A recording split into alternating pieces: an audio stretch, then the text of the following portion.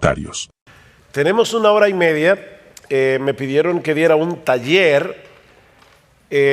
Yo voy a ver cómo convierto esto en algo como un taller, porque en realidad es más una prédica que un taller, pero yo no voy a pasar 1 hora y media hablando. Así que al final, cuando termine la exposición del texto que quisiera compartir con ustedes en esta tarde, vamos a tener entonces un tiempo de preguntas y respuestas. Y así podemos hacerlo más taller que prédica. Pero vamos a orar, vamos a pedir al Señor que bendiga su palabra en esta tarde y vamos a abrir nuestras Biblias después de orar en la primera carta del apóstol Pedro y vamos a estar leyendo a partir del versículo 22 del capítulo 1 hasta el capítulo 2, versículo 3. El título de este taller, entre comillas, es Desead la leche pura de la palabra de Dios. Estamos hablando acerca de las Escrituras.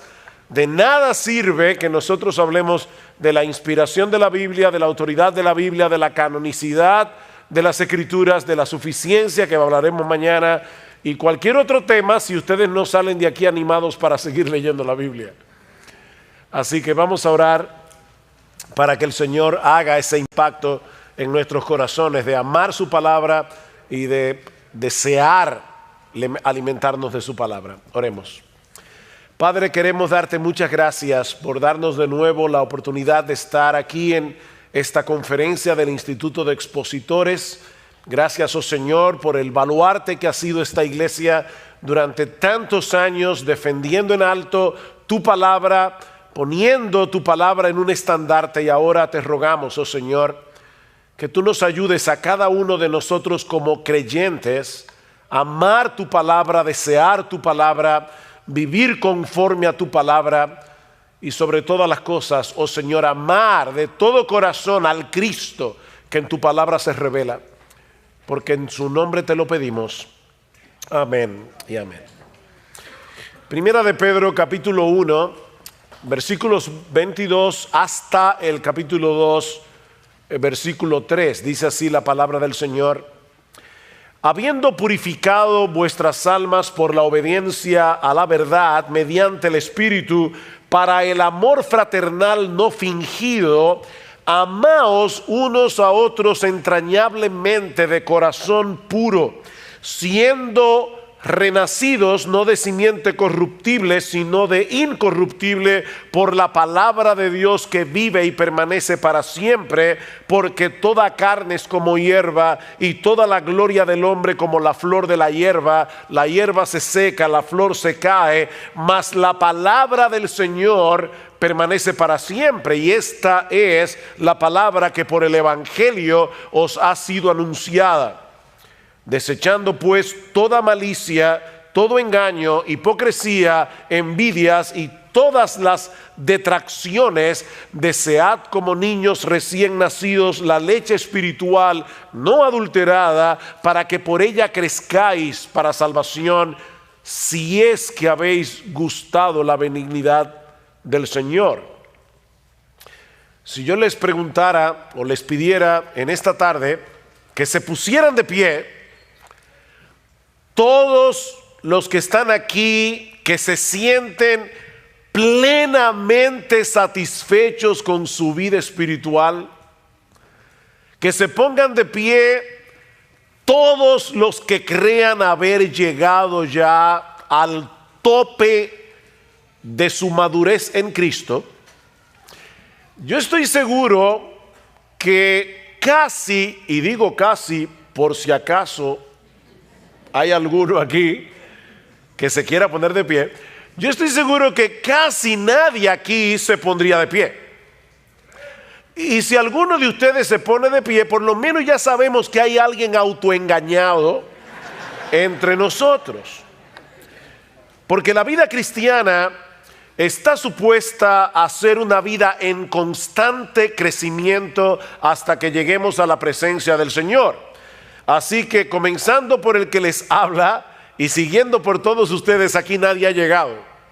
Aquí nadie ha llegado. De hecho, cuando Pablo escribe su carta a los filipenses, hablando precisamente acerca del tema de la madurez cristiana, ¿qué dice el apóstol Pablo? No que ya lo haya alcanzado, eso es Pablo hablando, o que ya haya llegado a ser perfecto, sino que sigo adelante a fin de poder alcanzar aquello para lo cual también fui alcanzado por Cristo Jesús. Y Pablo aclara: hermanos, yo mismo no considero haberlo ya alcanzado, pero una cosa hago, olvidando lo que queda atrás y extendiéndome a lo que está delante, prosigo hacia la meta, al premio del supremo llamamiento de Dios en Cristo Jesús. Filipenses capítulo 3, versículos 12 al 14.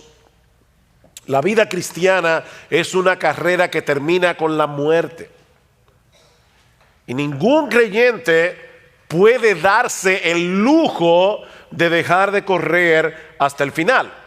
Ahora, el problema es que muchos que profesan ser cristianos han sido infectados con el fatalismo. Nunca confundan fatalismo con el hecho de creer en la soberanía de Dios. Nosotros creemos que Dios es soberano, pero eso no nos hace fatalistas. Como bueno, lo que va a pasar y no importa lo que yo haga o lo que yo deje de hacer. Bueno, eso es fatalismo. Y lamentablemente dentro de las iglesias cristianas hay personas que son fatalistas. Es decir, ellos han llegado a creer que están condenados a la mediocridad, a quedarse estancados donde están espiritualmente hablando. Tal vez otros creyentes viven en mejores condiciones que yo, o recibieron una crianza diferente a la mía, o simplemente no tuvieron una vida tan pecaminosa como la que yo viví antes de ser cristiano. Pero mi caso es diferente. Yo estoy condenado a ser lo que soy. Ya yo llegué a donde iba, y creo que es mejor reconocer mis limitaciones antes que seguir intentando llegar a ser lo que yo no soy y lo que nunca voy a poder llegar a ser. Bueno, eso es fatalismo. Y tal vez no todos lo expresan de esa manera, ¿verdad? Pero esa es la actitud con la que asumen sus vidas cristianas. Estos creyentes tienen una teología basada en sentimientos, en sus experiencias pasadas y no en lo que Dios nos dice en su palabra. Pastores, que ya yo lo he intentado y vuelvo y me caigo. Entonces, ¿para qué volverlo a intentar? Mi experiencia pasada es lo que está determinando cómo yo vivo mi vida cristiana en el presente y cómo yo creo que debo vivir mi vida cristiana en el futuro. Pero yo no debo vivir mi vida cristiana a la luz de mis experiencias. Yo debo vivir a la luz de lo que dice Dios en su palabra. Estos cristianos se sienten atrapados como si no hubiera otra opción para ellos. Ahora, yo espero demostrar en este preditaller que sí hay otra opción si somos verdaderos cristianos, porque Dios nos ha dado todos los recursos que necesitamos para nuestro crecimiento espiritual. Y mañana vamos a hablar acerca de la suficiencia de las Escrituras y vamos a ampliar este tema, pero en esta tarde yo quiero decirles que ustedes no están condenados a quedarse donde están, ni yo tampoco. Solo que no existe ningún atajo en la carrera de la fe, ninguna experiencia mística o emocional que nos lleve a crecer espiritualmente de la noche a la mañana. No, mis hermanos, se trata de un proceso gradual que dura toda la vida por la obra del Espíritu Santo en nosotros a través de su palabra. Y de ahí la exhortación que nosotros encontramos en nuestro texto en el capítulo 2 de la primera carta del apóstol Pedro. Y allí tenemos en primer lugar un mandato. De hecho, el único mandato que hay en este pasaje que yo leí, y está en el versículo 2: desead. Desead como niños recién nacidos la leche espiritual no adulterada. Notan, mis hermanos, que no se trata de una sugerencia. es una orden. Lo que hace mucho que no pasaron por la escuela, saben que la palabra desear aquí está ¿en qué modo? Imperativo. ¿Y qué indica el modo imperativo? Es un mandato, es una orden de parte de Dios. De manera que si tú eres un cristiano y en este momento tienes muy poco apetito por la palabra de Dios, Dios te está ordenando aquí a que comiences a desearla más. Dios te lo ordena. Noten que Pedro no nos está diciendo aquí que debemos leer la Biblia o memorizar la Biblia o estudiar la Biblia o incluso enseñarle la Biblia a otros. Por supuesto, debemos hacer todo eso. Debemos leer la Biblia, debemos memorizar la Biblia, debemos estudiar la Biblia, debemos enseñar la Biblia a otros. Pero ¿qué es lo que Pedro nos está ordenando aquí? Que la deseemos. Y ese es el enfoque, ese es el énfasis de mi taller. No es cómo leer la Biblia, no es cómo estudiar la Biblia. Lo que yo quiero que veamos en esta tarde es que debemos desear la Biblia, desear la palabra de Dios. Esta palabra transmite la idea de algo que se anhela fervientemente, algo que deseas con tal intensidad que ninguna otra cosa de este mundo sería capaz de satisfacer ese anhelo, el anhelo por la Biblia. Se trata de algo que percibes como una necesidad tan vital como el aire que respiras. De ahí la analogía o la comparación que usa Pedro. ¿Cómo debemos desear la leche espiritual de la palabra? ¿Cómo? Como niños recién nacidos. Y por si acaso, Pedro no nos está diciendo aquí que si tú eres un nuevo creyente, un niño que acaba de nacer en la fe, debes desear la palabra de Dios. No. No importa que tengas 5 meses de nacido o que tengas 80 años como cristiano. Todo creyente debe desear la leche espiritual no adulterada, como los niños recién nacidos desean la leche materna. No es que Pedro esté hablando de nuevos creyentes. No, él está diciendo a todos los cristianos deben desear la palabra de Dios como los niños recién nacidos desean la leche espiritual. Los niños nacen con un dispositivo puesto por Dios que los lleva a desear la leche materna como ellos no desean ninguna otra cosa de este mundo. Porque sus vidas dependen de eso. Por eso alguien decía que los niños vienen de fábrica con un desorden obsesivo compulsivo por la leche materna. Un desorden obsesivo compulsivo. Ellos no quieren otra cosa. Y ustedes ven que da risa porque las madres se preocupan mucho por el color de la frazada con el que ellas envuelven al bebé mientras los lactan. ¿Verdad? Bueno, por lo menos en República Dominicana. Sobre todo si hay visita en la casa. Y ellas quieren que hasta eso se vea bien, ¿verdad? La frazada. Pero créanme, los niños recién nacidos no tienen ningún interés por la frazada. A ellos no les importa de qué color es, no les importan los animalitos que la abuelita le bordó. Ellos quieren leche, la leche de la mamá. No les interesa otra cosa. Tú le puedes ofrecer un peluche sumamente llamativo, pero ellos no quieren un peluche, ellos quieren leche. Y tienen una alarma horrible para que no se te olvide.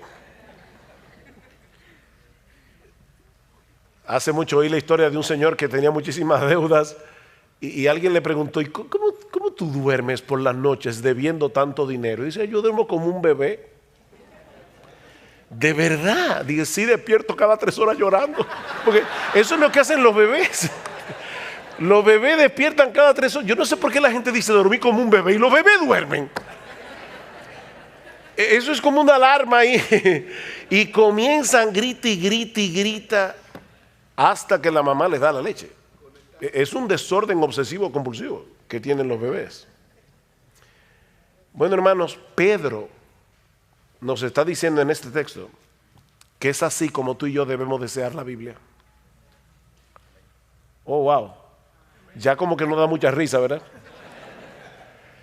Pedro nos está diciendo, ¿tú eres un cristiano? Desead como niños recién nacidos la leche espiritual no adulterada. Como los niños desean la leche de la mamá.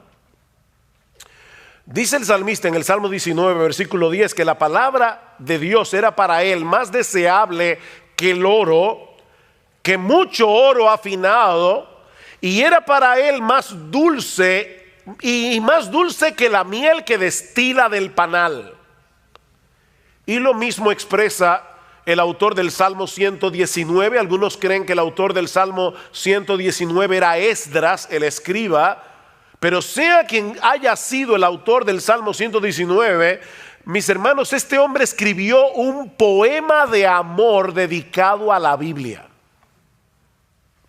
Lean el Salmo 119 con eso en mente y se van a dar cuenta que es un poema de amor. Un hombre enamorado de la Biblia.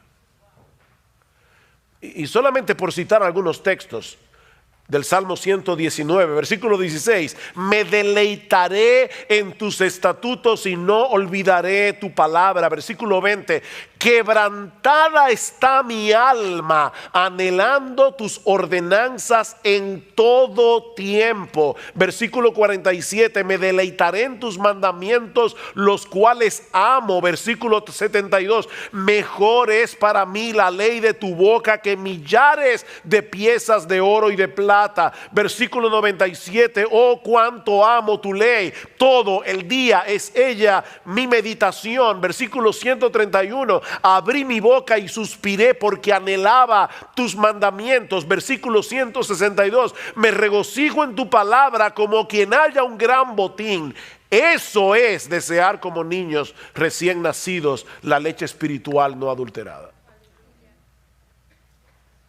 Y créame, tuve que seleccionar algunos textos del Salmo 119. Ahora, yo sé que el fatalista que hay en ti dice que eso no es posible. Nadie puede darle una orden a mis deseos para que yo desee lo que ahora no deseo. Es como pedirle a un paralítico que camine. Él no puede caminar por más que tú se lo ordenes, porque él tiene un problema que le impide caminar. Bueno, depende de quién se lo ordene. Porque en Juan capítulo 5 nosotros encontramos la historia de un paralítico que tenía 38 años sin poder caminar, pero Jesús le ordenó que caminara. ¿Y saben qué pasó? Él caminó. Así que sí se le puede dar una orden a un paralítico para que camine, depende de quién se la dé. Porque si es Jesús, camina. Y es Dios el que nos está dando la orden de que deseemos su palabra. Esa es la diferencia que hay entre la ley y el evangelio. En el evangelio hay mandamientos, lo mismo que en la ley. La diferencia es que el mandamiento te da, que el evangelio te da los recursos que la ley no te da para que tú puedas obedecer los mandamientos. Esa es la diferencia. Hay un poema de Juan Bunyan que ilustra perfectamente este contraste entre la ley y el evangelio. Voy a traducir libremente el poema, pero en inglés lo que dice es, yo sé que muchos de ustedes conocen inglés, dice, Run, John, run, the law commands, but give us neither feet nor hands. Far better news the gospel brings, it bids us fly and give us wings. ¿Qué es lo que dice Bunyan? Corre, Juan, corre. La ley ordena, pero no nos da ni pies ni manos. Una noticia mucho mejor nos trae el evangelio, porque nos invita a volar y nos da alas. Nos invita a volar y nos da alas. No sé cuántos de ustedes han leído las Confesiones de Agustín. Si no la han leído, de verdad deberían leerla. No es un pecado mortal no leerla, es venial, pero deberían leerla. Pero en las Confesiones de Agustín hay una oración que Agustín le hace a Dios. Él le dice a Dios, concédeme lo que mandas y mándame lo que quieras. concédeme lo que mandas y mándame lo que quieras.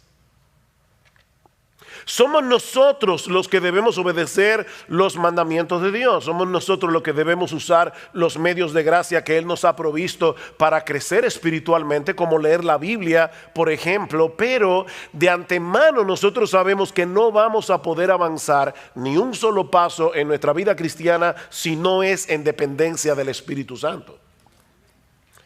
Así que no te quedes paralizado donde estás. Reconoce tu impotencia delante de Dios, pero clama por su ayuda y amparado por la fe en sus promesas, sigue corriendo. Señor, yo no tengo en este momento mucho apetito por leer tu palabra. Díselo al Señor. De hecho, Él ya lo sabe porque Él conoce tu corazón.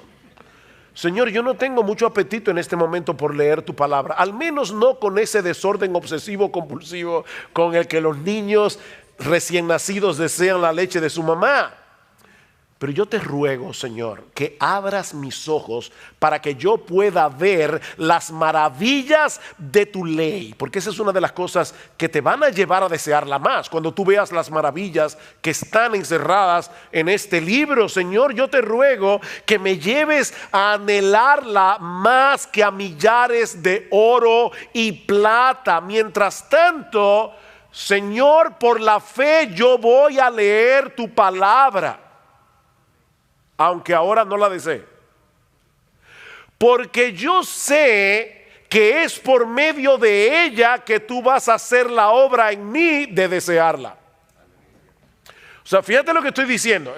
No te estoy diciendo, bueno, pues quédate sin leer la Biblia, dedícate a orar hasta que te venga el deseo. No, lo que te estoy diciendo es, confiésale a Dios tu deseo, tu falta de deseo, pídele que te haga desearla, y comienza a leerla, porque es a través de la lectura de su palabra que Dios te va a dar el deseo por la Biblia. Y eso nos lleva a nuestro segundo encabezado del texto. Pedro no se limita a darnos una exhortación o un mandamiento para que deseemos la Biblia, la leche espiritual no adulterada, sino que también nos da una muy buena razón para hacerlo. Si ustedes notan el versículo 1 del capítulo 2, dice, desechando, ¿qué? Pues, desechando pues. ¿Ustedes recuerdan lo que decía Josías esta mañana de que porque la Biblia es inspirada, cada palabra cuenta? Bueno, aquí hay un pues que no está de más. De hecho, no sé cuántos de ustedes tienen la Biblia de las Américas. ¿Quiénes tienen aquí la Biblia de las Américas? Ok, ¿cómo comienza el capítulo 2? Porque no comienza de esta forma. ¿Cómo comienza? Por tanto. Exacto, comienza con un por tanto. ¿Qué quiere decir eso? Que lo que Pedro va a decir ahora acerca del deseo que debemos tener por la palabra está conectado con lo que él ha venido diciendo antes. Por eso yo comencé a leer desde el versículo 22 del capítulo 1, porque ese es el contexto del pasaje. ¿Qué dice Pedro? Versículo 22 del capítulo anterior. Habiendo purificado vuestras almas por la obediencia a la verdad mediante el Espíritu para el amor fraternal no fingido, amaos unos a otros entrañablemente de corazón puro, siendo renacidos o habiendo nacido de nuevo, no de simiente corruptible, sino de incorruptible, por medio de la palabra de Dios que vive y permanece para siempre. Por tanto, desechando toda malicia, ¿ven el punto? La conexión. Fue por el poder de la palabra que Dios impartió en nosotros una nueva vida, dice Pedro, al punto de ser capaces de amarnos unos a otros con un amor sincero de hermanos. O sea, la palabra de Dios es tan poderosa que a través de su palabra nuestros corazones fueron purificados, nuestros corazones fueron libertados de la esclavitud del pecado, fueron libertados del orgullo, fueron libertados del egoísmo. ¿No es eso lo que nos impide amar a los demás? Bueno, Pedro dice, Fue por la palabra que ustedes fueron purificados de esa manera, para que se puedan amar. Dice en Santiago capítulo 1 versículo 18, en el ejercicio de su voluntad, Él nos hizo nacer por la palabra de verdad, para que fuéramos las primicias de sus criaturas. El nuevo nacimiento se produce por la palabra. ¿Qué debemos hacer ahora? Alimentarnos de esa misma palabra que nos dio vida.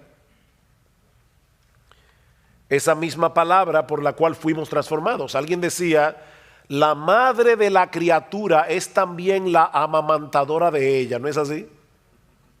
La que pare el niño es la que la amamanta. Bueno, ¿quién te parió? Te parió Dios. ¿Por medio de qué? Por medio de su palabra. Eso es lo que Pedro está diciendo. Fuiste engendrado por la palabra, amamántate de la palabra.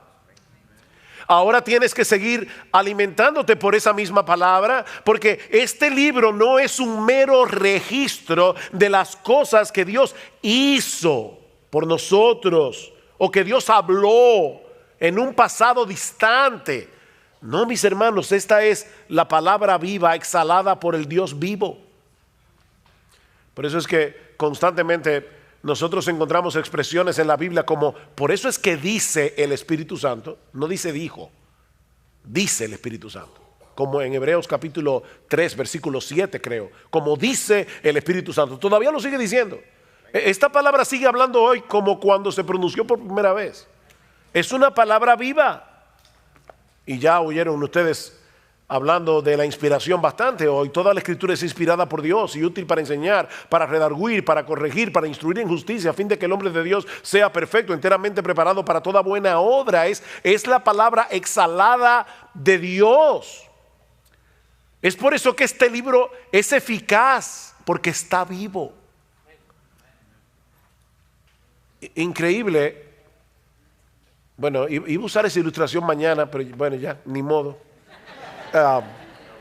¿Saben que leí recientemente que una sociedad de ateos en Estados Unidos estaba haciendo fuerza porque sacaran la Biblia de los hoteles?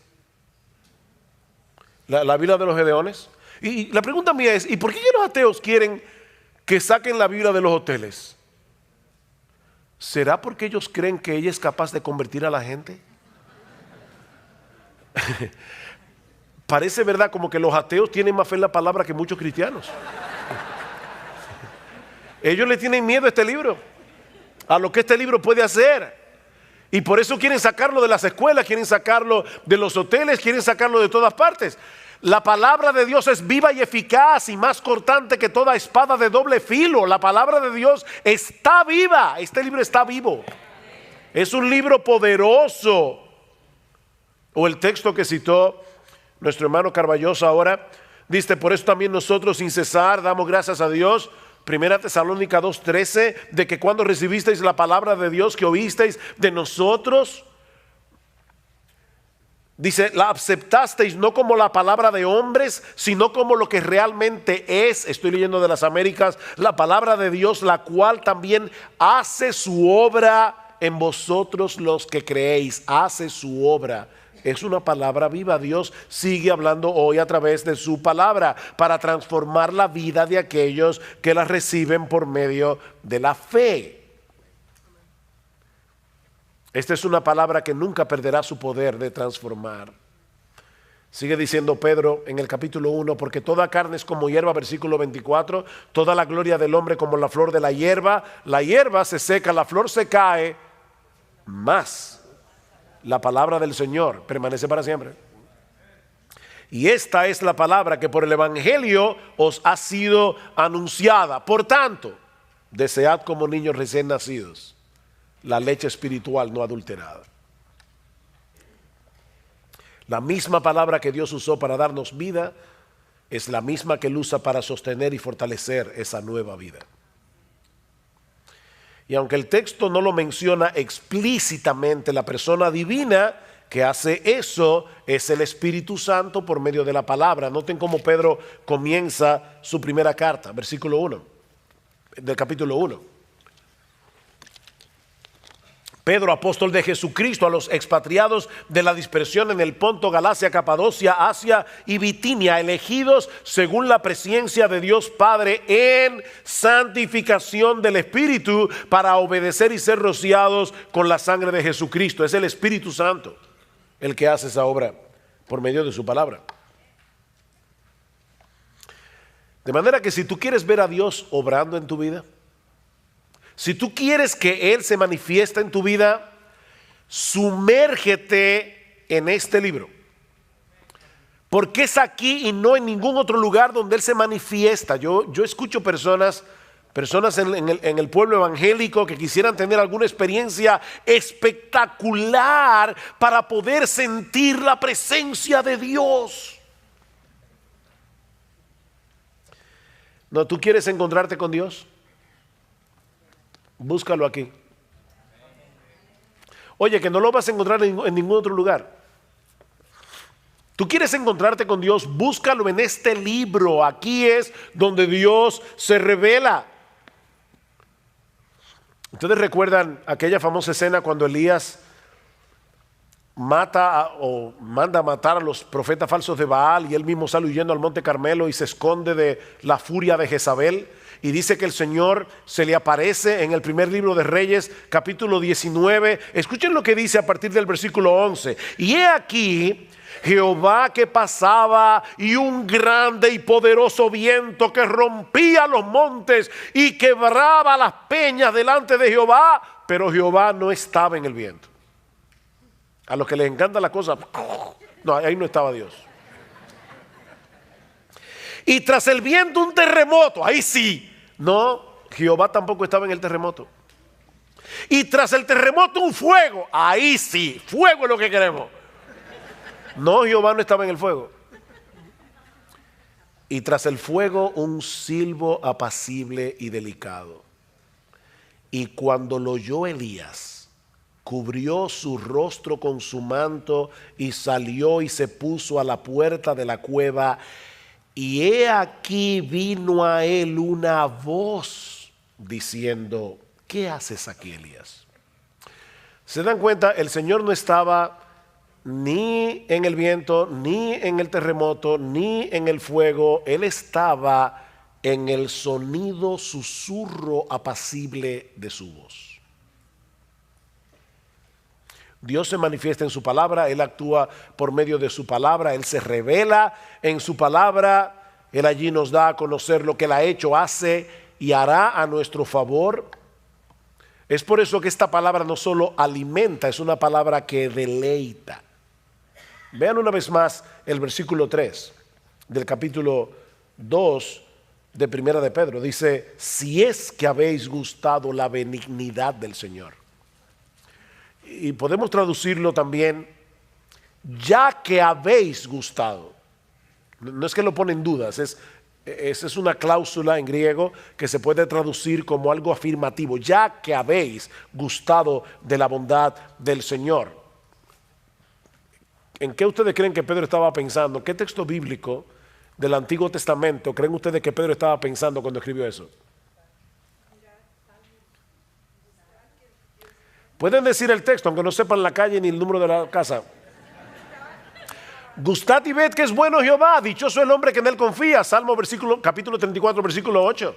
Probablemente Pedro estaba pensando en eso. Gustad, probad que Dios es bueno, es dichoso el hombre que confía en un Dios tan bueno como nuestro Dios. Ahora déjenme hacerles una pregunta. ¿En qué lugar nosotros podemos saborear la bondad del Señor? Porque Pedro y el salmista están diciendo: vengan y saboreen la bondad del Señor para que puedan confiar en Él. La pregunta que estoy haciendo es: ¿dónde nosotros podemos saborear la bondad del Señor? En la palabra de Dios. ¿Dónde fue que nos enteramos de que nuestro Dios nos había elegido para salvación desde antes de la fundación del mundo? Nos enteramos en su palabra. ¿En qué lugar fue que llegamos a conocer el carácter de Dios al cual habíamos ofendido con nuestros pecados, pero también el plan que Él diseñó para poder darnos su justicia sin pasar por alto nuestra culpabilidad? ¿Dónde aprendimos eso? ¿En la Biblia? ¿Dónde podemos conocer las preciosas y grandísimas promesas de las que se nos habla en 2 de Pedro capítulo 1 versículos 3 y 4? Dejándonos ver en cada una de esas promesas la ternura de su bondad para con nosotros si somos sus hijos. ¿Dónde sabemos eso? ¿O dónde podemos saborear eso? En su palabra. Así que es una leche que alimenta, pero es una leche que deleita. Es una leche que deleita. Miren, mis hermanos, nosotros deberíamos leer la Biblia todos los días. Todos los días. Pastores, que yo no tengo tiempo. Ok, déjame decírtelo tiernamente. No mientas. No mientas.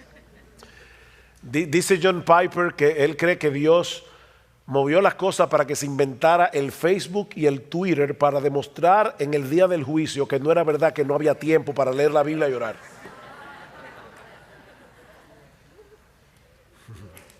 No mientas. No hay tiempo. Lo que pasa es que el tiempo para leer la Biblia no se encuentra, se hace en tu agenda. Tú tienes que apartar el tiempo para leer tu Biblia y debes hacerlo todos los días, porque nosotros necesitamos este alimento todos los días.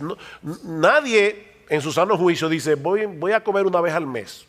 Eso sí, el día que coma me voy a dar un atracón. No. Tú comes todos los días, 3 veces al día. Bueno, tú debes leer la Biblia todos los días. De verdad, todos los días. Si se puede leer la Biblia todos los días, se puede. Pero no lo hagas pensando que si no lees la Biblia, ese día te va a caer un rayo del cielo. No es por esa razón que tú debes leer tu Biblia todos los días. No leas la Biblia por el temor de que si no la lees Dios te va a castigar o ese va a ser un mal día para ti, todo te va a salir en contra. No. Nosotros leemos la Biblia cada día para conocer mejor a Jesucristo.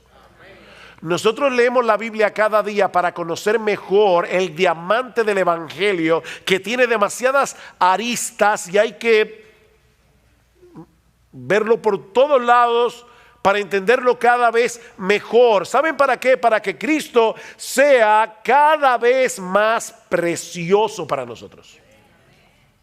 Es por eso que debemos leer la Biblia.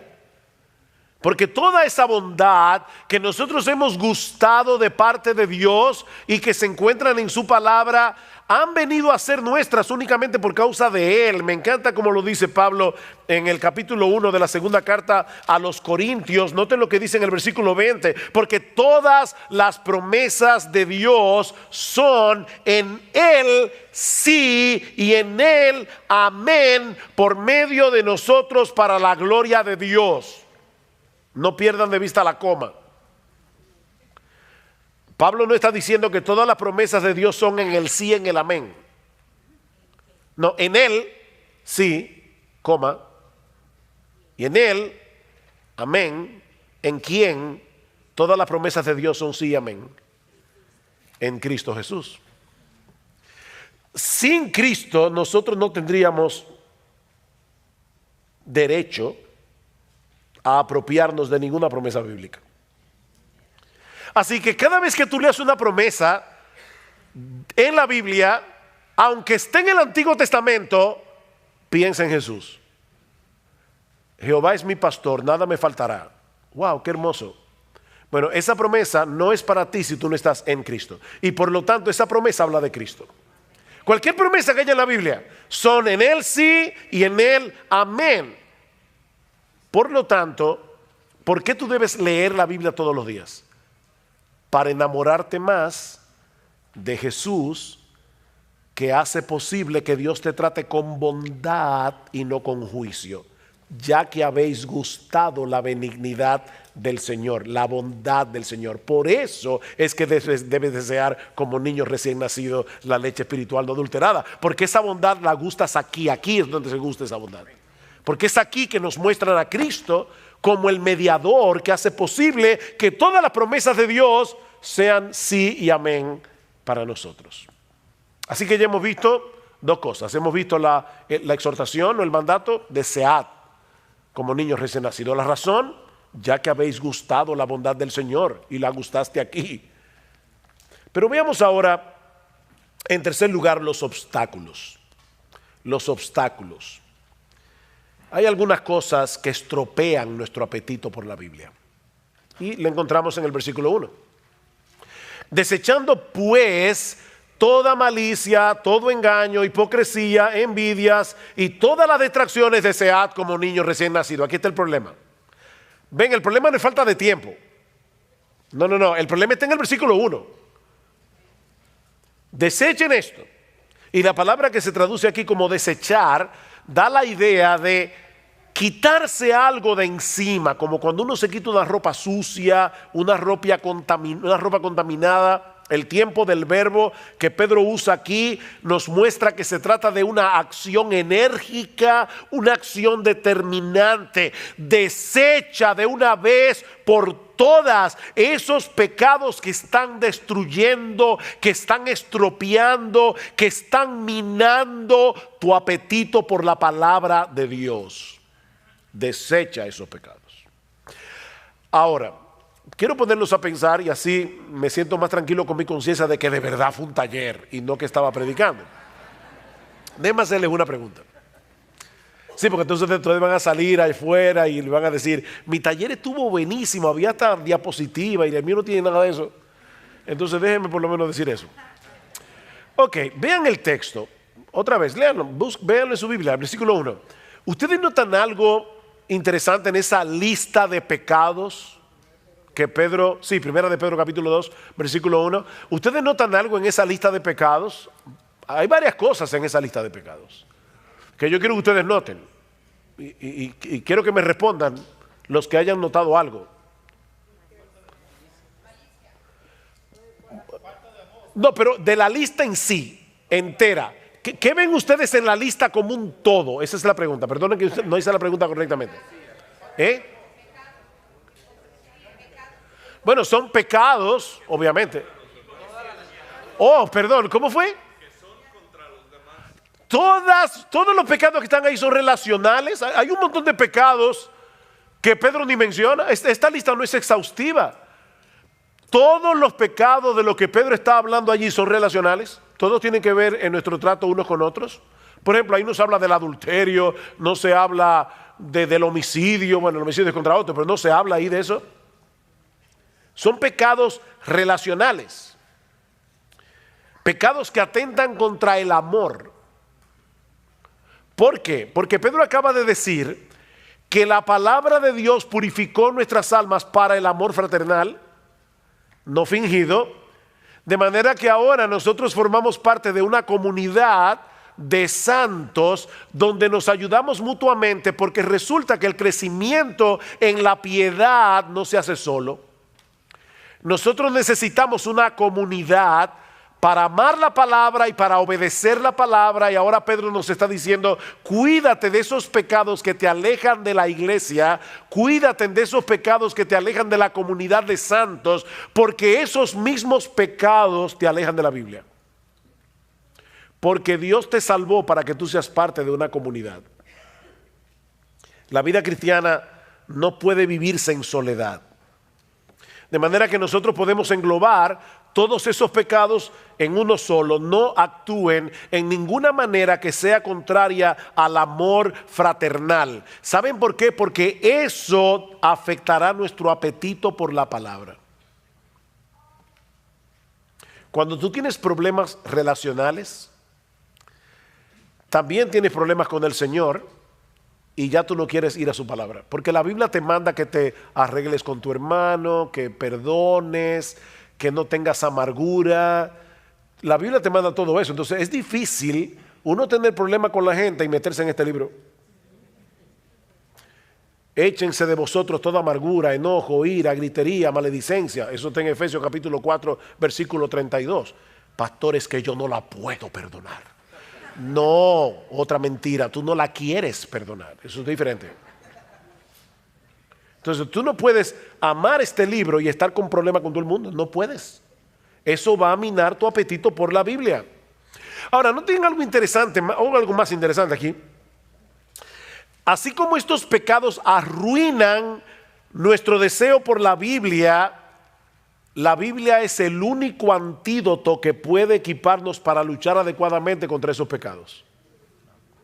O sea, esta leche espiritual no adulterada contiene todos los anticuerpos que necesitamos para luchar eficazmente contra los virus pecaminosos que atacan constantemente nuestra vida cristiana y sobre todo nuestra relación con los demás. En la misma medida en que saboreemos la bondad de Dios en Cristo revelada en las Escrituras, en esa misma medida será más fácil para nosotros luchar contra esos pecados que destruyen nuestra relación con los demás y nuestro deseo por la Biblia. Mira, si tú estás atesorando a Cristo por lo que estás aprendiendo de Él en su palabra, te será más fácil luchar contra la malicia, el engaño, la hipocresía, la envidia y la difamación.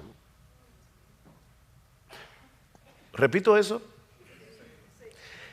Si tú estás atesorando a Cristo por lo que estás aprendiendo de Él en su palabra, te será más fácil desechar la malicia, el engaño, la hipocresía, la envidia y la difamación. Vean el capítulo 1 y voy a leer un pasaje un poco largo, pero noten lo que dice Pedro en el versículo 3 del capítulo 1 hasta el versículo 9. Bendito el Dios y Padre de nuestro Señor Jesucristo, que según su grande misericordia nos hizo renacer para una esperanza viva por la resurrección de Jesucristo de los muertos, para una herencia. A todo el mundo le encanta la palabra herencia. Murió el tío rico. Bueno, no me voy a alegrar, pero me dejó una herencia. Para una herencia incorruptible, incontaminada e inmarcesible, reservada en los cielos para vosotros, que sois guardados por el poder de Dios mediante la fe, para alcanzar la salvación que está preparada para ser manifestada en el tiempo postrero, en lo cual vosotros os alegráis, aunque ahora por un poco de tiempo, si es necesario, tengáis que ser afligidos en diversas pruebas, para que sometida a prueba vuestra fe, mucho más preciosa que el oro, el cual aunque perecedero se prueba con fuego, sea hallada en alabanza, gloria y honra cuando sea manifestado Jesucristo, a quien amáis sin haberle visto, en quien creyendo, aunque ahora no lo veáis, os alegráis con gozo inefable y glorioso, obteniendo el fin de vuestra fe, que es la salvación de vuestras almas. ¡Wow! ¿Qué pasaje? Pregunta. ¿Qué tiene que envidiarle a los demás una persona que ha sido hecha coheredera con Jesucristo y que está experimentando aquí y ahora ese gozo inefable y lleno de gloria del que Pedro está hablando ahí? Piénsenlo. Una persona que de verdad se está alimentando de lo que dice ahí. ¿Cómo?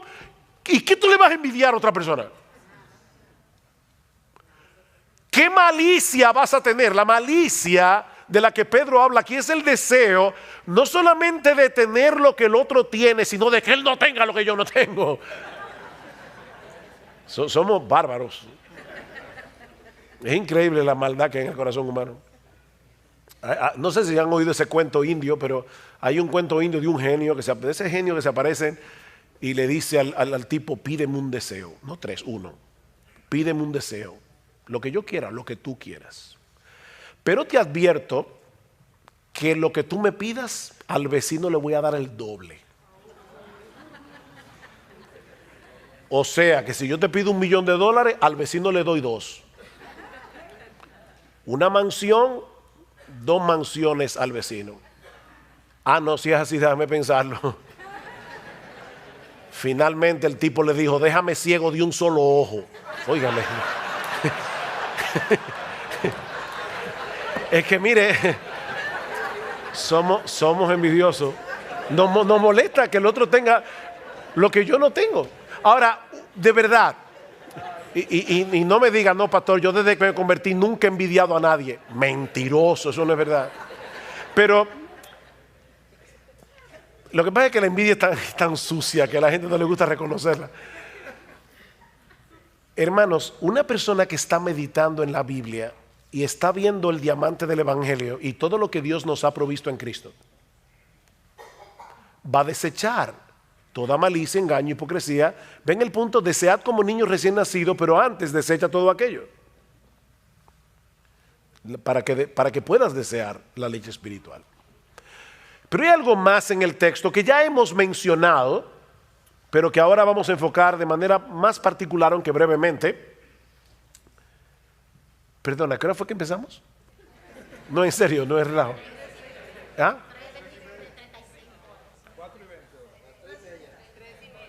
¿Y a qué hora que tenemos que? A las 5 que tenemos. Ah, no, estamos bien, estamos bien. Ok. Ya vimos, ¿qué vimos? La exhortación del texto, desead como niños recién nacidos. La razón, fuiste engendrado por la palabra, desea la palabra. Los obstáculos. Ahora veamos el resultado. ¿Qué sucederá si en dependencia del Espíritu Santo luchamos por desechar de nuestra vida los pecados que se mencionan en el versículo 1, mientras nos alimentamos apropiadamente de la leche espiritual no adulterada? ¿Qué va a pasar? Vean otra vez el versículo 2. Desead como niños recién nacidos la leche espiritual no adulterada, para que por ella crezcáis para salvación, ya que habéis gustado la benignidad del Señor. Todos nosotros sabemos que el nacimiento es apenas el comienzo de una vida, que ahora debe desarrollarse hasta alcanzar la madurez. Bueno, lo mismo ocurre con la salvación. Todo verdadero creyente es alguien que ha experimentado el nuevo nacimiento por medio del poder de la palabra de Dios, pero la conversión es apenas el comienzo, dice Pedro. Ahora debemos crecer para el pleno desarrollo de nuestra salvación. Dios tenía un propósito en mente cuando nos salvó, y la única manera de seguir avanzando hacia ese propósito es a través de la obra del Espíritu Santo en nosotros por medio de su palabra. Esta es la espada del Espíritu. Dios el Espíritu obra por su palabra. ¿Cuál es el propósito que Dios tenía en mente cuando nos salvó? ¿Cuál era? Pero formarnos a la imagen de Cristo. ¿Recuerdan Romanos 8:28? Sabemos que a los que aman a Dios todas las cosas les ayudan a bien. Esto es, para que no confundan el bien, esto es a los que conforme a su propósito son llamados. ¿Cuál es el propósito? Porque a los que antes conoció también los predestinó para que fuesen hechos conformes a la imagen de su Hijo, de modo que Él sea el primogénito entre muchos hermanos. El propósito para el cual todas las cosas obran es para hacernos como Jesús. Ese es el bien. No es que seas millonario, no es que tengas siempre salud. No, es que seas como Jesús. Ese es el bien. Porque fue con ese propósito que el Señor nos escogió. He usado esta ilustración muchas veces, pero no encuentro otra mejor. Una vez le preguntaron al gran escultor renacentista Miguel Ángel. Él estaba con un bloque de mármol enorme y iba a esculpir un caballo. Yo no sé cuántos de ustedes han visto las obras de Miguel Ángel, aunque sea en foto, pero de verdad que parece que tienen vida. Y alguien le preguntó, ¿cómo tú puedes sacar un caballo de ese bloque de mármol? Y Miguel Ángel le respondió, es muy fácil, yo le quito todo lo que no se parece al caballo. Bueno, ¿saben qué es lo que Dios está haciendo? Dios nos toma así en bruto y nos salva. No te estoy diciendo que tú eres bruto, sino que tú eres como esa piedra bruta, no trabajada, y ahora Dios va a tomar el cincel y va a comenzar a golpearte para quitarte todo lo que no se parece a Jesús. Ese es el propósito. Ahora, ¿cómo yo avanzo hacia el propósito de ser cada vez más como Jesús? Bueno, el apóstol Pablo responde esa pregunta en 2 Corintios capítulo 3 versículo 18, mirando nosotros todos a cara descubierta como en un espejo la gloria del Señor, somos transformados de gloria en la misma imagen como por el Espíritu del Señor. Contemplando su gloria, somos transformados de gloria, en la misma medida en que tú admiras a Cristo, te pareces a Cristo porque tú te conviertes en aquello que admiras. ¿Por qué ustedes creen que las personas imitan a los artistas? ¿Por qué quieren comprar donde ellos compran, usar la ropa que ellos usan? ¿Por qué? Porque tú te conviertes en lo que admiras. Bueno, si tú admiras la gloria de Cristo, te vas a parecer cada vez más a Él. Mirando su gloria, somos transformados de gloria en la misma imagen. Ahora la pregunta es, ¿y dónde nosotros vemos la gloria de Jesús? En la palabra de Dios, en el Evangelio. Si nuestro evangelio está encubierto, entre los que se pierden está encubierto, en los cuales el Dios de este siglo cegó el entendimiento de los incrédulos para que no les resplandezca la luz del evangelio de la gloria de Cristo. El evangelio de la gloria de Cristo, que es la imagen de Dios. Es en el evangelio donde brilla como en ningún otro lugar la gloria de Jesús. Bueno, es por eso que nosotros debemos desear como niños recién nacidos la leche espiritual no adulterada. El raquitismo espiritual no es una opción. Pedro concluye su segunda carta diciendo que creced en la gracia y en el conocimiento de nuestro Señor Jesucristo. Esto no es una opción.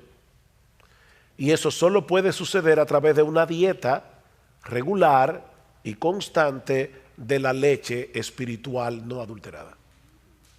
Ningún creyente puede darse el lujo de dejarse alimentar regularmente de la palabra de Dios, así como ningún bebé puede dejar de beber la leche de su mamá o algún sustituto. Solo que en este caso no hay sustituto, porque esta es la única Biblia. La nueva vida en Cristo comenzó con la palabra, se sostiene y se fortalece con esa misma palabra. No existe otro medio. Necesitamos ver a Cristo en la palabra para deleitarnos en Él, para crecer en nuestra admiración por Él, porque es así como somos transformados de gloria en la semejanza suya. Pero cuando nos estancamos en el conocimiento de la Biblia, perdemos de vista a Cristo. ¿Y saben qué pasa? La Biblia pierde su fascinación. Este libro es fascinante, de verdad, este libro es fascinante. Pero este libro solo es fascinante si tú puedes ver a Cristo aquí. Cuando tú comienzas a ver todas las conexiones. Y miren, déjenme dar un testimonio personal. Yo me convertí al Señor cuando casi estaba a punto de cumplir los 18 años de edad. Me invitaron a una iglesia un sábado. Yo no era creyente, en mi vida había leído este libro realmente. Y me fascinó lo que oí, aunque no creía en nada de eso, pero me fascinó. Y oré al Señor y le dije, mira Dios, si tú me estás oyendo, yo te quiero conocer. Yo no sé si tú estás ahí. Al otro día llamé a una amiga. Le dije, mira, me invitaron a una iglesia, así que si tú quieres ir conmigo. Esa amiga, yo tenía 17, ella 16, y ella me acompañó, hasta el día de hoy está ahí sentada. Bueno, la Biblia dice que el que gana almas es sabio. Bueno, el asunto es que empezamos a leer la Biblia juntos, Y de verdad, hermanos, yo puedo decir como testimonio, la Biblia fue un descubrimiento para nosotros. Bueno, más para mí que para ella. Mi esposa Gloria había leído la Biblia, durante un tiempo fue una buena católica, yo no. Y ella conocía la Biblia, algo de la Biblia, yo no conocía nada. Y realmente, de verdad, para los dos, cuando comenzamos a leerla regularmente, fue una fascinación, hasta el punto que ya a los 8 meses de haber visitado por primera vez una iglesia, yo había leído la Biblia completa en los 8 meses. Y de ahí en adelante, de verdad, perdón, Dios sabe por qué digo esto, no me estoy gloriando de nada, yo creo que eso es la gracia de Dios, pero yo recuerdo muy pocas veces en estos 41 años que yo haya dejado de leer la Biblia un solo día. Y miren, mis hermanos, de verdad, nunca me he cansado de leer la Biblia, porque es que es imposible descubrir todo lo que hay aquí. No importa cuántos años tú tengas leyendo la Biblia todos los días, este libro es fascinante. Un siervo del Señor que murió hace unos años y había escrito casi como 50 libros sobre la Biblia, cuando estaba muriendo, dicen que él le dio gracias a Dios, diciendo: gracias, oh Dios, porque en todos estos años siendo creyente me permitiste conocer la tapa de tu precioso libro. La tapa. Pero si tú pierdes de vista a Jesús en este libro, el libro va a perder su fascinación. Así que no dejes de leer la Biblia, no dejes de estudiar la Biblia porque tu apetito haya disminuido. No cometas ese error. Más bien recupera tu apetito y tu salud espiritual, desechando lo que te apartó en un principio de la Biblia y volviendo a la Biblia. No dejes de leer la Biblia porque no tienes apetito. No, pídele a Dios que te dé apetito. Pero desecha no la Biblia, sino el pecado que te alejó de ella. Y sigue leyendo la Biblia. Y pidiéndole a Dios que te dé ojos para ver las maravillas de su ley. Porque la maravilla que está aquí encerrada es la gloria de Jesús.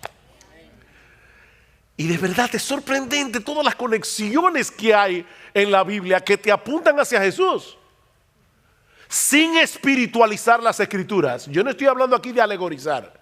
No, nunca alegoricen con la Biblia. Estamos hablando de interpretarla correctamente. De interpretar la Biblia correctamente. Déjame hacerte una pregunta. Si Dios ahora mismo te diera la opción de obtener en este momento todo lo que tu corazón desea, todo, pero haciendo desaparecer de tu vida la Biblia por completo. Te voy a dar todo lo que tú quieras, pero no mi palabra. Tú no vas a tener una Biblia para leer. Tú no vas a tener una iglesia donde te la van a predicar fielmente. Es más, yo voy a borrar de tu memoria todo lo que tú sabes de la Biblia hasta el día de hoy. Todo lo que tú has leído, lo voy a borrar de tu memoria. ¿Cuál sería tu elección?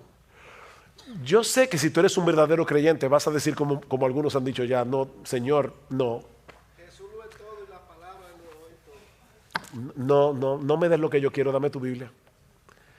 Pero si nosotros creemos eso, ¿por qué no leemos la Biblia más asiduamente?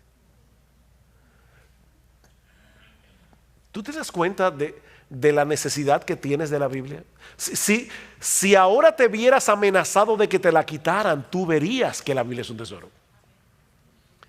Pero ahora la tenemos en qué sé yo cuántas versiones, en el iPad, en el celular, en todas partes. La Biblia ahora está más a la mano que nunca. De hecho, no puedes leerla porque te levantaste tarde, vas camino al trabajo, el tránsito aquí en Los Ángeles es difícil. Óyela, escúchala, que la Biblia oída también es la Biblia. Ponla que te la lea el teléfono. Algunos dicen, ¿saben que esto se llama teléfono inteligente? Algunos dicen que esto es lo único inteligente que alguna gente tiene, pero son inteligentes, son aparaticos.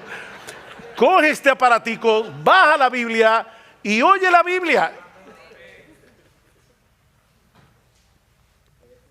Es un tesoro. Y tú la necesitas como el niño recién nacido necesita la leche de su mamá. Léela diariamente, léela diariamente. Léela en oración, léela con atención, léela para aprender más de Cristo. Léela para aprender más de Cristo, para aumentar tu admiración por Él. Déjame darte un ejemplo. Estás leyendo el libro de los Jueces y llegas a ese horripilante pasaje donde un hombre llega con su concubina a la ciudad de Gabá, la violan, la muchacha muere y el tipo la parte en 12 pedazos y envía un pedazo a cada una de las tribus de Israel. ¿Dónde está Cristo ahí? Y por favor no me diga que son 12 pedazos los 12 apóstoles, no. O sea, ¿dónde está Cristo ahí? ¿Sabe dónde está Jesús? ¿Qué dice el libro de los Jueces? ¿Cómo termina? En aquellos días no había rey en Israel. Cada cual hacía lo que bien le parecía. Israel necesitaba un rey. Y el libro de Jueces te lleva a Ruth, y el libro de Ruth te lleva a David. Pero entonces cuando llegamos a Samuel y comenzamos a leer de David, uno dice, ¿qué le pasó a David? David no era el rey que nosotros necesitábamos. No era Josías, que fue uno de los grandes reyes de Israel. No era Ezequías. No, el rey que nosotros necesitamos es a Jesús, el hijo de David. Entonces tú puedes leer Jueces, y leer de Levita y la concubina y decir, yo necesito un rey que gobierne mi corazón. Y ese rey es Jesucristo, ya fue enviado para que gobierne mi alma, porque si no, yo viviría como el tiempo de los jueces, yo haría lo que bien me pareciera. Yo necesito un rey que me gobierne, y ese rey es Jesús. Entonces, fíjense, sin alegorizar el texto, el libro de los Jueces está ahí para mostrarnos nuestra necesidad de un rey. Y todo el Antiguo Testamento está allí para demostrarnos que ninguno de los reyes de Israel era el rey. Era para prepararnos para Jesús. Lee la Biblia con los ojos puestos en Jesús y lo vas a encontrar sin espiritualizar el texto. Y aunque sea imperceptible para ti, ¿sabes lo que va a pasar? Poco a poco vas a crecer espiritualmente. Tu carácter irá conformando cada vez más al carácter de Jesús mientras contemplas el resplandor de su gloria en el Evangelio. Así que esta es mi invitación a todos ustedes para concluir. Gustad y ved que es bueno el Señor. Dichoso el hombre que en Él confía. Tenemos 20 minutos. Preguntas. Sí, hermano.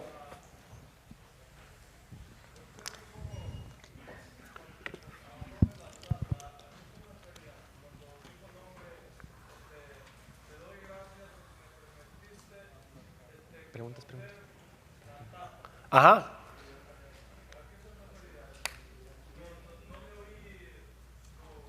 ¿Quién dijo eso? Oh, él está es una ironía porque él está diciendo, bueno, me pasé 60 años, yo no sé cuánto estudiando la Biblia y lo más que llegué a aprender fue esto, la tapa. O sea, es como, mira todo lo que me faltó conocer porque yo nada más conocí la tapa. Pero obviamente fue una ironía, no una ironía, pero es diciendo, cuánto me faltó por conocer de tu libro. Eso lo dijo John Rice. Vamos a tener las preguntas aquí con el micrófono. Vamos a hacer una fila. Vamos a hacer una fila aquí y vamos a ir pasando el micrófono. Entonces. El hermano está aquí. Sí, yo estaba buscando de dónde sale esa voz misteriosa. Por acá estamos. Acá. Otra pregunta. Aquí está el hermano. Sí. Levantando la mano. ¿Sí? Sugel, hay un dicho que dice que entre gitanos no se leen las manos. ¿Qué? ¿Un dicho que dice? Que dice que entre gitanos no se leen las manos. Aquí estamos solamente hispanoamericanos y sabemos que hay un histórico lastre cultural entre nuestros pueblos por el cual no estamos acostumbrados a leer, no leemos tanto como deberíamos. ¿Qué opinión te merece eso? ¿Y cómo podríamos aplicar todo esto de lo que has hablado, que es valiosísimo, a un pueblo que tradicionalmente, históricamente, no está relacionado con los libros? Gracias por la pregunta. Primero, noten que ni siquiera en el texto griego dice desead como niños recién nacidos la leche espiritual no adulterada, a menos que tú seas latinoamericano. Eso no está en el texto original. Así que cuando la Biblia dice desead como niños recién nacidos, ya Dios sabía de antemano que los latinoamericanos íbamos a existir, y Dios sabía que no íbamos a ser muy dados a la lectura. Pero aún así dice desead como niños recién nacidos la leche espiritual no adulterada. Yo creo que el problema es no percibir la necesidad que tenemos de la Biblia. El hábito de lectura es algo que se desarrolla, y se desarrolla poco a poco. Yo te diría, no comiences a leer muchos capítulos de la Biblia si no tienes el hábito de lectura.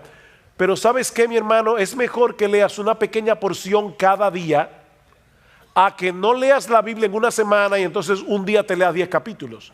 Porque vas a formar el hábito poco a poco. Entonces lee una porción, pero léelo recordando que la Biblia es un libro como cualquier otro libro y no es un libro como cualquier otro libro. ¿Qué significa eso? Bueno, significa la Biblia no es un libro como cualquier otro libro, porque este libro fue inspirado por Dios. Pero la Biblia sí es un libro como cualquier otro libro, porque debes leerlo como se lee cualquier libro. ¿Cómo tú lees un libro? Así. O sea, tú tomas, voy a leer Los Miserables de Víctor Hugo. ¡Pum! Jean Valjean está huyendo. ¿Y quién es Jean Valjean? Bueno, si tú hubieras leído el libro desde el principio, supiera quién es Jean Valjean y por qué está huyendo. Bueno, la Biblia se lee así. De hecho, nosotros tenemos en el Nuevo Testamento cartas. ¿Cómo tú lees una carta? Te llegó una carta de tu novia. Ya no llegan cartas, pero antes llegaban cartas.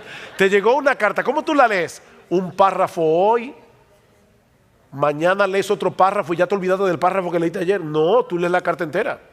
Lee la carta. Pues la carta a los romanos, ¿saben qué es? Una carta. Es la carta a los romanos, es la carta a los corintios, es la carta a los efesios. Bueno, léelo como una carta. Léelo de principio a fin. No abra Efesios 2, a ver, no. O sea, no es un horóscopo. Esto no es un horóscopo. Es un libro. Entonces léelo como tú lees cualquier otro libro, pero poco a poco, y vas formando el hábito de lectura. Pero es verdad que lamentablemente en América Latina no tenemos una cultura de lectura, pero aún así, mi hermano, tú eres cristiano, desea como niño recién nacido la leche espiritual adulterada. Lee tu Biblia. Poco a poco vas a formar el hábito. La siguiente pregunta que yo tengo es que usted dice, si Dios te dijere, te daré todo lo que tú quieres, pero te quitaré mi palabra y te borraré todo de tu mente. ¿A qué se refería allí? Prácticamente a mi alcance mueres espiritual. No, claro, esto es una ilustración. Dios nunca va a hacer eso, gracias al Señor. Él nunca nos va a poner a elegir. Sin embargo, el hecho de ponernos a elegir, aunque sea algo supuesto, nos ayuda a visualizar más claramente cuánto de verdad atesoramos la Biblia. Sin embargo, no actuamos en consecuencia. Porque si nos dijeran, te voy a quitar la Biblia, tú dirías, no me la quites. Bueno, pero sin embargo la tienes y no la lees. Entonces, fue para chocarlos un poco, pero obviamente Dios nunca va a hacer eso. Sí, buenas tardes, hermano. Ya nos fuimos, pasaron 15 días o 20. La mayoría de los que estamos, pues escuchamos un taller, pero no dimos atención, hermano, y no estamos leyendo en nuestra casa la palabra de Dios. Ya estamos en ese momento. ¿Qué nos dice la Biblia? ¿Qué nos dice el Señor en esta condición? Bueno, vamos a suponer, se acabó la conferencia del IDEX, pasaron 2 semanas y tú dices, el taller del pastor Michelén. Yo no empecé a leer mi Biblia regularmente. Bueno, simplemente no te quedes postrado diciendo, oye, otra vez, es que yo no cambio y no voy a cambiar nunca. No seas fatalista. Señor, perdóname, debí haber hecho un plan, no lo hice. Perdóname por no haberlo hecho, pero voy a comenzar ahora. Y bien, comienza. No dejes que tu falta pasada te lleve a seguir cometiendo faltas futuras. Pide perdón y sigue corriendo. No te quedes postrado allí. Haz un plan de lectura. A nosotros siempre nos ha sido de mucha ayuda tener un plan de lectura. Porque a veces uno se levanta y dice, ¿qué leo de la Biblia? Así es muy difícil desarrollar el hábito. Es bueno que tú sepas, ok, hoy me toca Mateo 5, ya tú sabes, al otro día te va a tocar Mateo 6 y luego Mateo 7. Haz un plan de lectura que te permita exponerte a toda la Biblia.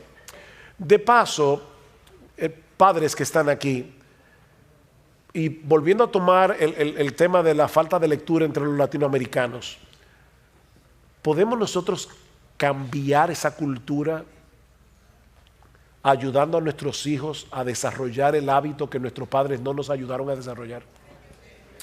Ahora, ¿cómo tú crees que tus hijos van a desarrollar ese hábito por la lectura si no te ven leyendo? Y de hecho es algo que, voy a decir esto, yo no soy dogmático con lo que voy a decir ahora, porque de hecho hay personas cercanas a mí con quienes yo he hablado de este tema y no piensan igual que yo, y yo lo respeto. Pero esa es una de las razones por la que yo creo que los padres deberían considerar si es sabio leer aquí, en este dispositivo, que leer aquí.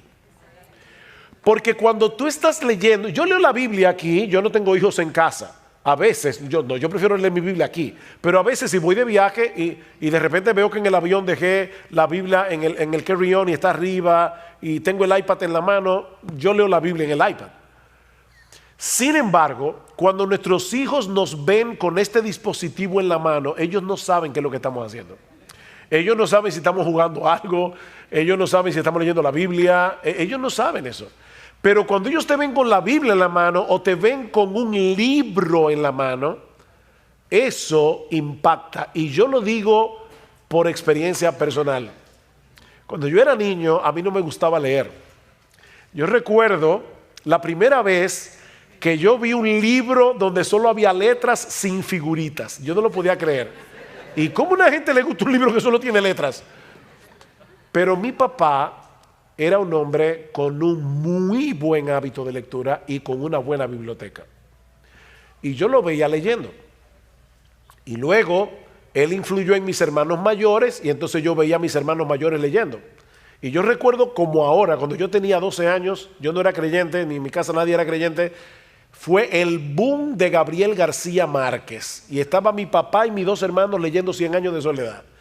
Y entonces hablaban de 100 años de soledad durante el tiempo de la comida y yo estaba en la luna de Valencia, ¿no? Como un pollo viendo televisión. Así que, ¿qué hice? Bueno, no tenía de otra, me tuve que poner a leer 100 años de soledad. Yo no recuerdo nunca a mi papá diciéndome lee, nunca me lo dijo. Pero su ejemplo me hizo desarrollar a mí y a mis hermanos el hábito de lectura. Su ejemplo. Y yo les digo a ustedes, padres que están aquí, que la nueva generación que va a surgir no surja con el defecto de la nuestra. Cambiemos eso en América Latina. ¿Cómo? Leyendo. Hermano, yo sé que la leche puede ser adulterada con cualquier otra sustancia, pero quisiera saber algunos ejemplos cómo la leche espiritual es adulterada. De muchas maneras. De hecho, eso es lo que el diablo está tratando de hacer todo el tiempo, adulterar la leche espiritual. Porque cuando el evangelio es aguado, cuando le quitan al evangelio elementos como el infierno, el arrepentimiento, la fe, se está aguando la leche espiritual o se está adulterando la leche espiritual. De hecho, mañana vamos a hablar un poco de eso. Yo voy a comenzar con un cuestionario como este. ¿A cuántos de ustedes alguna vez hubieran querido hacer la Biblia más potable? Quitarle ciertas partes a la Biblia para hacerla más potable al inconverso. Bueno, hay gente que están haciendo eso. Yo no hablo del pecado. Yo quiero que la gente se sienta tranquila en mi iglesia. Eso es adulterar la leche espiritual y hay muchas formas de hacerlo. Gracias, hermano. Yo creo que el uso de la psicología en la iglesia, hay mucha psicologización en la predicación actual y eso es adulterar la leche espiritual. Mi pregunta va más dirigido a, pues yo me acuerdo en la universidad que estudiaba cierto movimiento filosófico o no sé, literario y ya tenías una visión preconcebida o cierta tendencia a creer las cosas de cierta manera por lo que ya habías estudiado. Yo lo que quisiera saber es, como cristiano, he estudiado la Biblia y pues gracias a Dios siempre he leído desde niño porque pues, así ha sido mi historia, ¿no? Pero no quiero tener una idea, estudiar teología para tener una idea preconcebida, de manera que cuando lea la Biblia yo quiera imponer mi idea a lo que está escrito. ¿De qué manera logro yo que no pase eso? Porque hay diferentes movimientos teológicos, los cuales siempre me llevan a tener una tendencia, ¿no? Y yo lo que quiero es llegar, ahora sí, bien. Es una buena pregunta. Nadie llega a la Biblia con la mente completamente en blanco. O sea, no trates de decir, voy a quitarme todo mi bagaje teológico, porque no es verdad, no lo vas a poder lograr.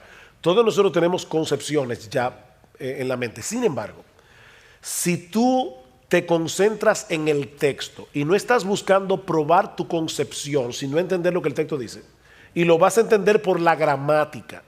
Fíjense como yo decía hoy, bueno, desechando pues, bueno, ese pues me está diciendo que esto que está aquí está conectado con lo anterior, que es lo que dice anteriormente. Entonces yo voy a estar buscando que la gramática me guíe a la interpretación correcta del texto y no buscar en la Biblia probar lo que ya yo creo de antemano. Ahora, yo vuelvo y repito, todos nos acercamos a la Biblia con ideas en la mente, pero estamos ahora estudiando el texto. Y yo voy a fijarme bien de cerca lo que el texto en verdad dice.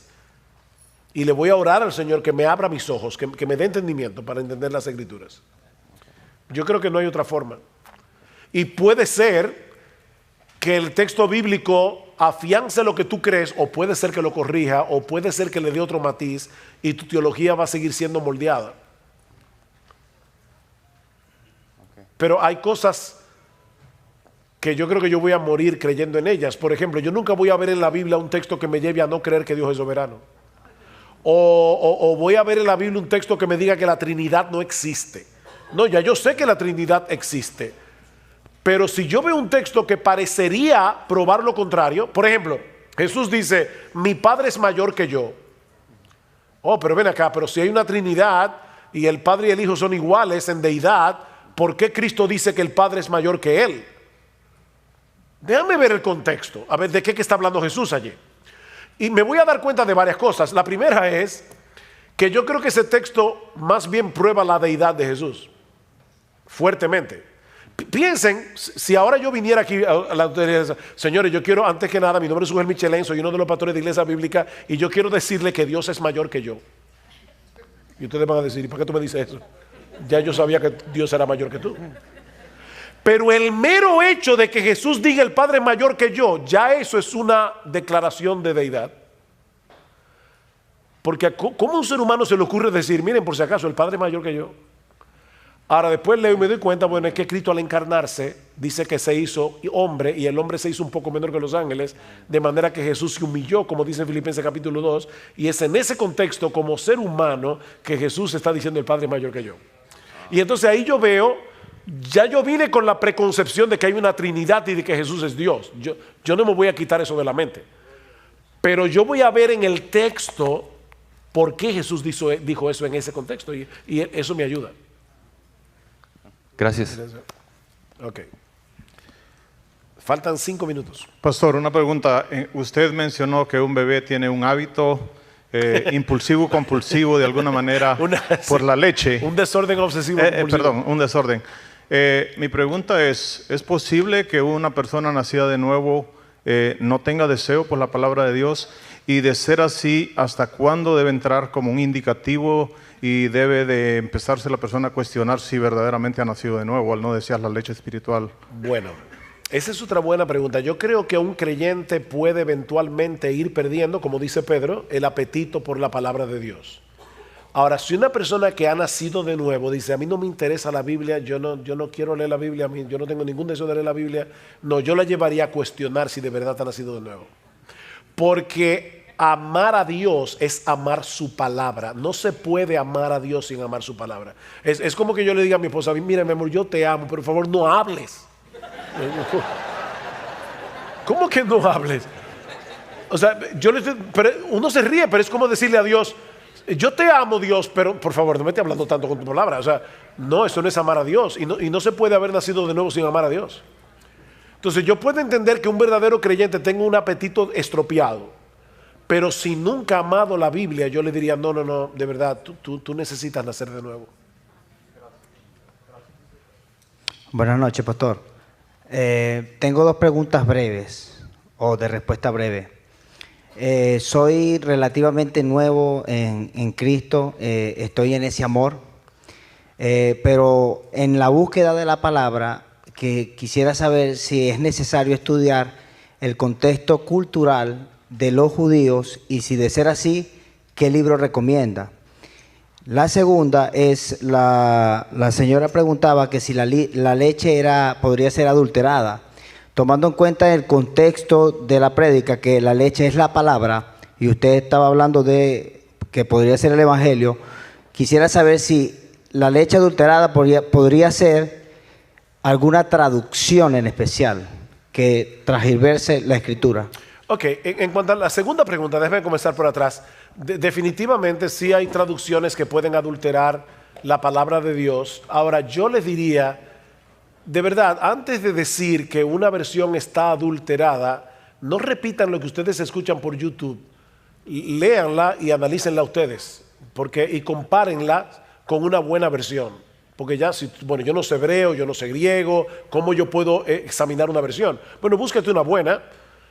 Hay 2 tipos de traducciones, hay traducción dinámica y hay traducción formal. La traducción formal es la que trata de traducir el texto lo más literal posible. La dinámica es la que traduce la idea del texto. El problema con la dinámica es que hay mucho de interpretación en la traducción.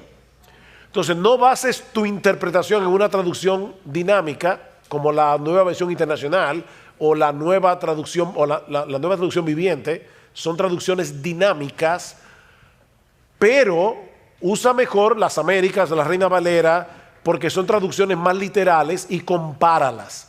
Pero antes de demonizar una versión, analízala, no repitas. Por ejemplo, Dios habla hoy, yo no creo que es una buena versión. Pero hay que analizar el texto. Ahora, la primera pregunta fue, ¿eres nuevo creyente? ¿Cuál fue la pregunta? Soy nuevo creyente y me gustaría saber si para poder tener una mayor comprensión de la palabra. Sí, definitivamente ayuda el hecho de conocer el trasfondo cultural de los libros tal como fueron escritos. Y ahí los comentarios, una introducción al Antiguo o al Nuevo Testamento te puede ayudar muchísimo. Hay un libro de Alfred Edersheim que se llama Usos y Costumbres de las Tierras Bíblicas, y es muy bueno para aprender cosas de la palabra de Dios que nos ayudan a entender mejor costumbres culturales que para nosotros son extrañas, pero que te ayudan sí a mejor a entender el texto bíblico. Sin embargo, de verdad, hermanos, si tú lees tu Biblia en español y no tienes muchos recursos más que tu Biblia, es mucho lo que tú puedes entender de la Biblia leyéndola tal cual está aquí. De verdad, hay detalles que vas a perder, pero lo esencial está aquí tan claro como la luz del mediodía. Tan claro que nadie puede decir, Señor, no te obedecí porque no tenía un contexto cultural. No. Lo que hay que obedecer de la Biblia está claro. Por eso decía Mark Twain, no me preocupa lo que no entiendo de la Biblia, lo que me preocupa es lo que sí entiendo. Sí, bueno.